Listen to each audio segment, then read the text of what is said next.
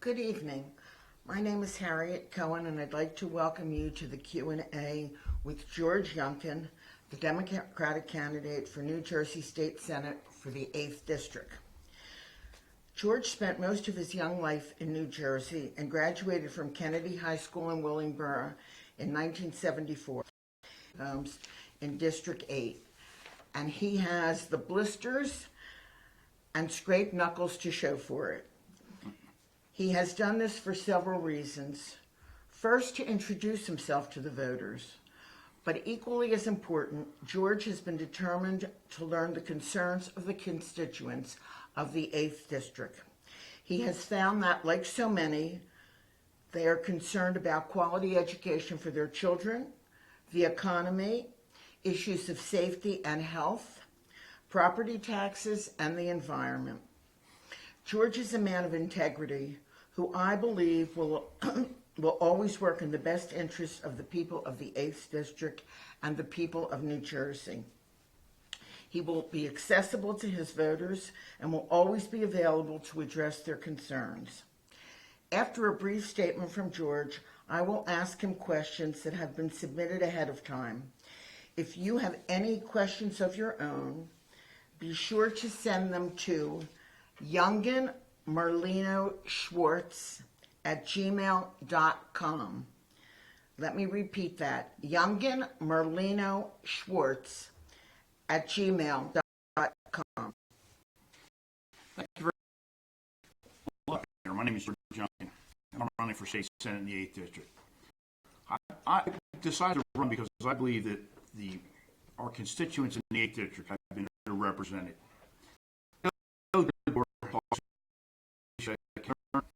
They often state representatives where they feel that they're represented.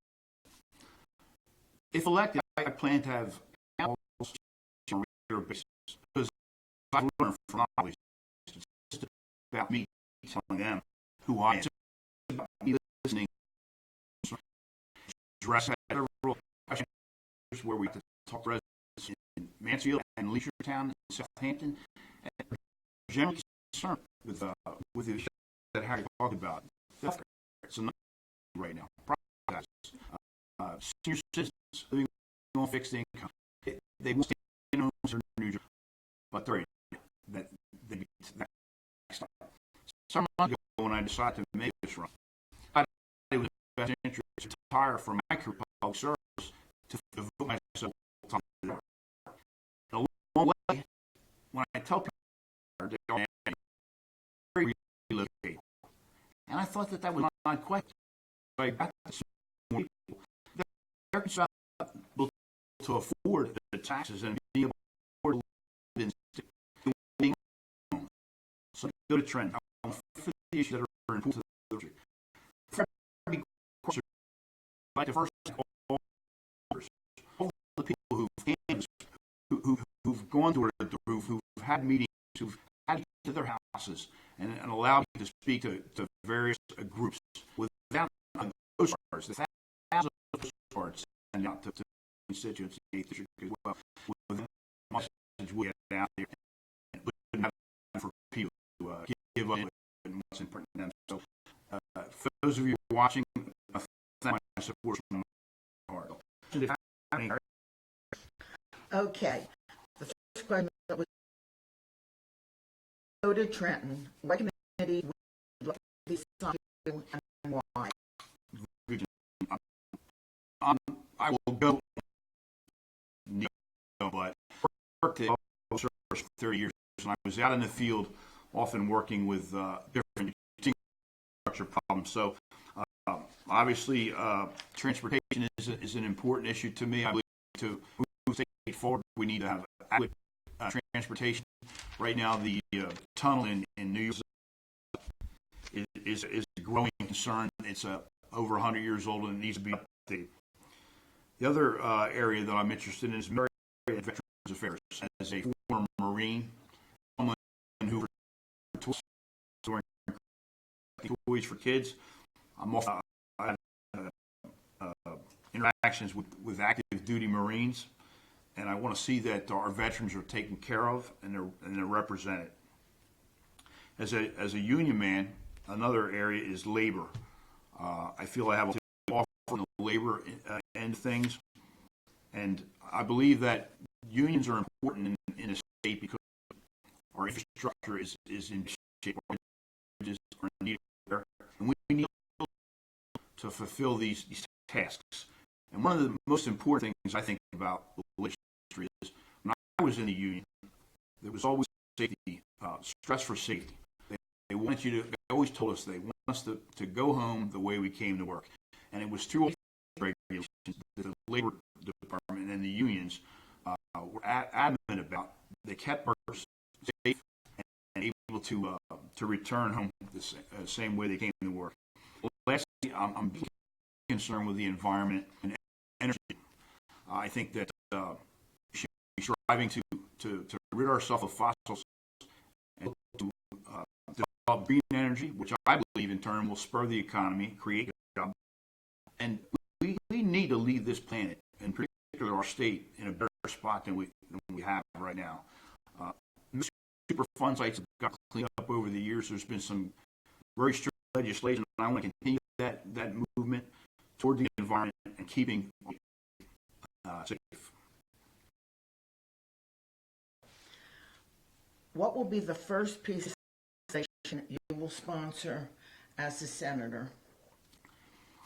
As an incoming freshman senator, that's a difficult question for me to answer. I think I would like to get involved in different committee work and find out, get formed up with the groups and meet with my fellow legislators and have a sit down, have serious discussion with some of them. I'm particularly concerned with the school funding formula and how we're going to tackle that issue. That's the majority of most homeowners. That's the bulk of their tax bill, and I think we need to be better stewards of our tax dollars. We need to sit down and have serious discussions, and we need to take those discussions a step further. Over the years, there's been many discussions that have taken place, but we need to start putting some of those discussions, some of those ideas to work. We need to really consolidate school districts, in my opinion. We have 565 school districts for 600 municipalities, and it's too costly. We need to take a serious step in reducing these costs, and that in turn could help us with our property tax relief.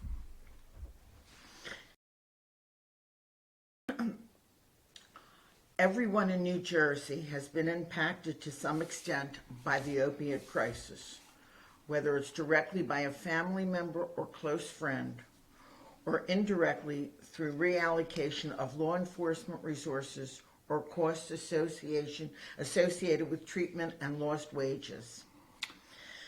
The president finally responded to it as a national crisis just the other day by basically going back to 1980 with a newer version of a just say no approach. If elected, what compassionate approach will you offer to see that those in need get help? All of us do collectively and individually to help stem this crisis that tragically has not been addressed by the president in any meaningful way? Well, I thought this might be a question that I would get, so I prepared a few sentences here on that, and then I'd like to take it a step further. And what I've written down for myself is we've made a lot of progress in New Jersey on battling the opioid crisis. And it's one of the few areas I can actually credit Governor Christie. He's brought more awareness to the opioid plaguing our communities. Where I do not give him and Senator Addiego credit is in the area of expanding treatment. We've gotten better at talking about the problem. We've given first responders the tools to revive people a second chance, but we haven't gotten better at providing funding and treatment. That's where I will focus. Addiction is a disease, and we must be focused on treating every precious life. And I recently attended a seminar down in Hamilton where the Residents Against Drugs Council, volunteers formed a council. And I spoke to some of the first responders there. And what I'm deeply concerned about is some of these responders go out to a situation and they bring someone back to life, only to come back a couple hours later to revive and save that same person. In my opinion, I think we need to better treat that person And I think in my mind, we should require them to be hospitalized for 24 to 48 hours till we can medically and evaluate these folks and to figure out how to get them treatment. We just can't put Band-Aids on this situation. We need to get treatment for folks. This is a disease, and we must treat it as such.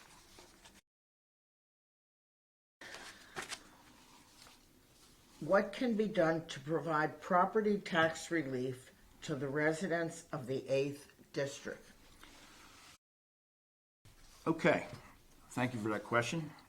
One of the things I did when I knocked on doors is I got to start in the afternoon. I generally started around 3 o'clock, and the areas that I targeted were 55 and older developments. Because I knew folks would be home, and then toward dinner time I would transition into family residents. And I spoke to a lot of senior citizens, and one of the things, and I spoke about this a few minutes ago about seniors that are on fixed incomes. Not their money not being able to keep up with inflation. I think we need to provide a senior tax freeze. We need to provide people with much needed relief so that they, like I said before, so they can stay in their homes.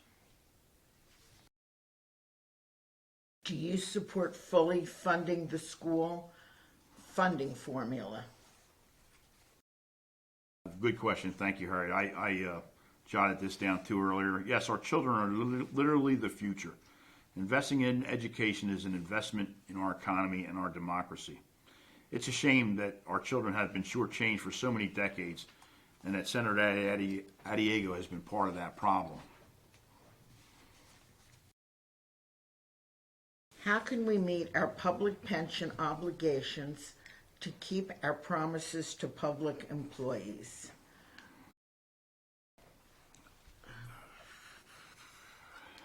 We need to we've neglected this for far too long.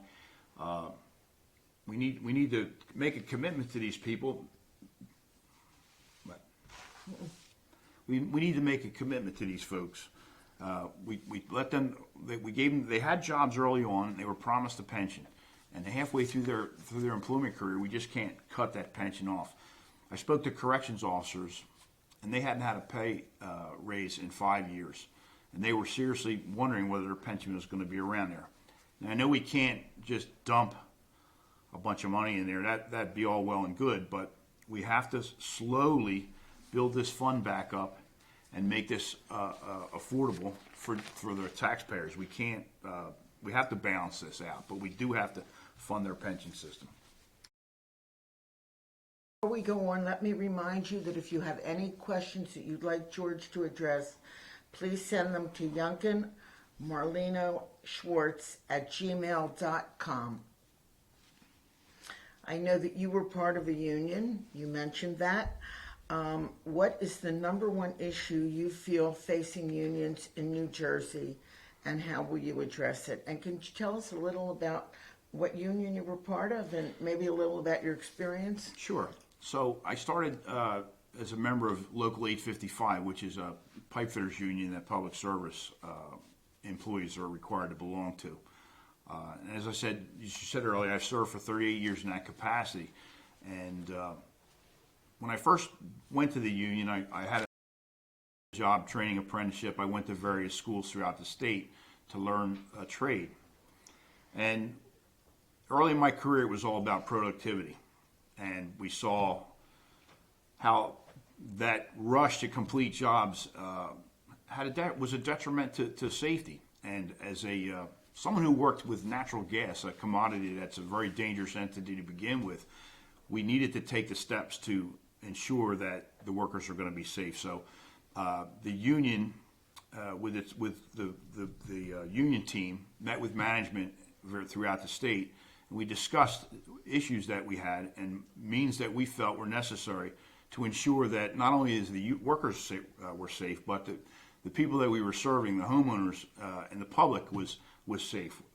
And we were delivering a product that people could rely on and people could depend on and feel comfortable about.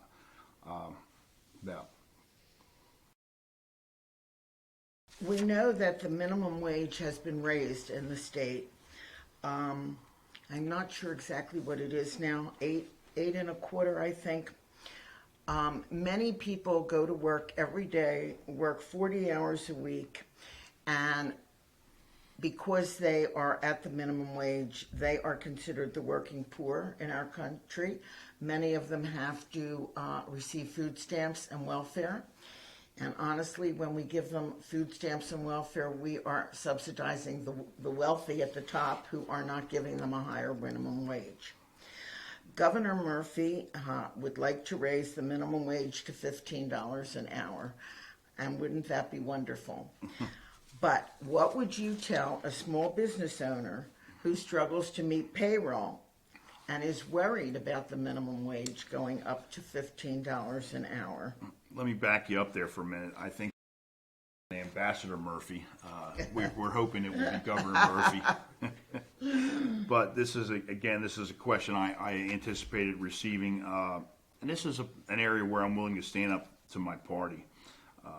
At my core, I believe in living wage. Government should not be subsidizing business who underpay their workers who may qualify for Medicaid and food stamps, who work that 40-hour to 60-hour week and can't make ends meet. On the other hand, an immediate jump to $15 could devastate small businesses and agriculture to drive the economy in the 8th District. I want to be involved in the process so we can find a workable solution. Phil Murphy suggests the increase will be gradual, and I agree that has to be the case as well. And just to go a little further on that, on what we talked about, what your question talked about was, I believe that's an important part of our state's economy. If we can get people at a lower income to bring them a little bit more money an hour, they're going to inject that money into the economy, and that's going to help the state. They're going to spend that money at the grocery store, at different shopping centers, buying their family much needed goods, and that's going to spur the economy as a whole. Question to that. Should there be exceptions for farmers who provide housing for workers? And that would be an interesting question for someone in the District 8. I'm sure in North Jersey that would not be an issue. Earlier in the season, I guess in the springtime, we attended an agricultural day in Chemung. We were invited to a farm. We got a tour of the farm area. We saw how the workers worked, and the farmer that I forget the farmer's name that we went to, but the place we went to, he talked about providing housing and providing clothing and different items for people that were his workers, and I don't know what he was paying them an hour, probably minimum wage. So he's already subsidizing some of their salary with housing and food. So yeah, that would be an area we'd have to take a look at. George, would you support automatic voter registration and other actions to expand voting access? Yes, I think we need to for people. It's just my experience in the few times that I've run and talking to supporters. It's not always an easy process to understand. We need to make this easy, and as technology grows, we need to make this a less sophisticated process for people. It's got to be easier for people to get out and vote. That's how you would do that at the vehicle registration, or any thoughts about how we could make it easier? Ooh, that's a sticky topic, the DMV. I don't know if you've had an opportunity to visit the DMV for any particular problems lately, but that's not always easy either. So we have to work through some of the county areas. Perhaps the clerk has some suggestions for that, but we have to. It's just got to be an easier process for folks. We have to. As technology advances, I can't see. We've gone 2 steps forward and 1 step backwards. It seems like so. It's got to be easier. Through the Pinelands has been a very big issue in New Jersey, and I know that was very much in your district. Am I correct? Yes. What, if anything, will you do to protect the Pinelands and our aquifers? I think part of that starts with the people that were put on the boards through the county freeholders. They stacked the deck, if you will. And when you get right down to it, I looked at the plans for that pipeline, and being in that business, I know a little bit about that business. The pipeline company could have done the responsible thing. They could have gotten around the pipeline, the Pinelands. The route would have extended the pipeline, and I think it was an additional 9 miles. And what they spent in litigation and time and effort would have more than offset the cost of that rerouting of the pipeline. And in people's eyes, that would have been the morally responsible thing to do, is to leave the Pinelands alone and not even take a chance. I know they'll take all the safety precautions in the world, but let's face it, we see things that happen that are out of our control, and once this is done, it can't be undone. So I believe we should have left the Pinelands alone. It should have been rerouted. From a listener in Mount Laurel. I know that New Jersey has, we're pretty restrictive on gun control, but I'm wondering if you have any thoughts about any future legislation, or are you comfortable with the legislation that we have? I know there hasn't been too much pressure in our state for open carry or anything too far-reaching, but I just wondered what your thoughts were about the Second Amendment and the rights of the gun owner. The Second Amendment is there, and I'm not going to challenge that, nor do I advocate anyone taking their guns away. However, I feel that people with criminal backgrounds, with issues regarding guns, and it's like anything else. They're irresponsible, and I don't believe that they should be allowed to have access to weapons, especially people who have mental health history and who have been hospitalized during that for that reason. We need to have serious discussions about this issue. This is an issue that's it's just tearing our country apart.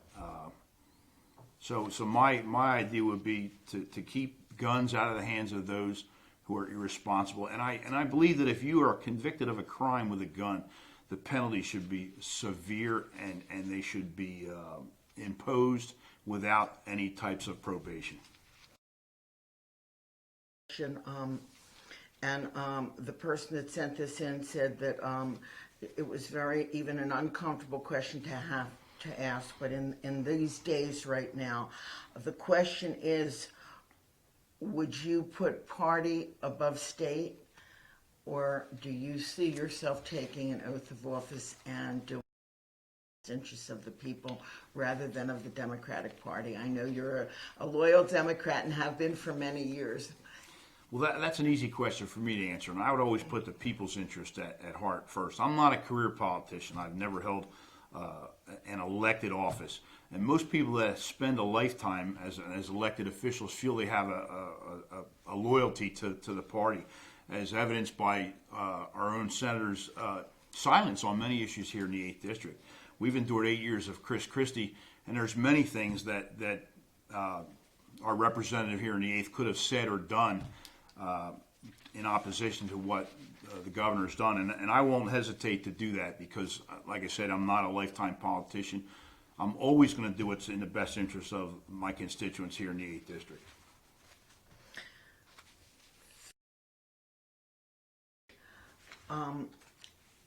Before ending, what I'd like to do is remind everybody that Election Day is next Tuesday. The polls are open from 6 a.m. to 8 p.m. We not only encourage you to remember to vote that day, we're please asking everybody to just think about when you're going to vote, what time you're going to vote, if you need someone to drive you. If you do need a ride, you live in the 8th District and you know of anyone else who might need a